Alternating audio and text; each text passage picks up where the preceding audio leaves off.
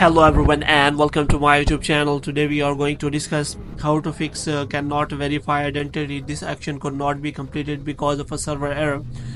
For example, when you try to log in into your Apple ID and you have forgot password, and after that you want to reset your forgot password, then how you can fix that. For example, if you try to get into your Apple ID and after that you see this kind of error, so how you can fix that? For this, what you have to do, you have to simply watch this video completely.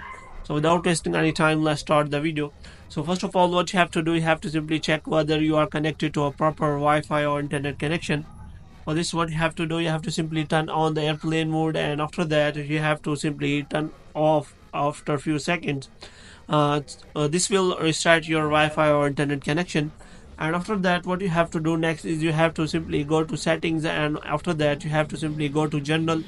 And here what you have to do, you have to simply click on transfer or reset iPhone, and after that you have to click on reset. And here what you have to do, you have to simply reset all of your network settings.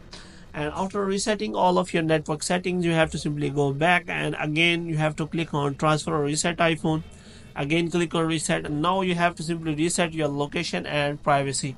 And after resetting your location and privacy, you have to simply try again for your password, which means you have to again try for forgot password, and after that you have to simply change the password. If the problem is still there, which means you are still getting that error, then what you have to do, you have to simply go to Apple solution, and after that you have to check for the solution of the problem.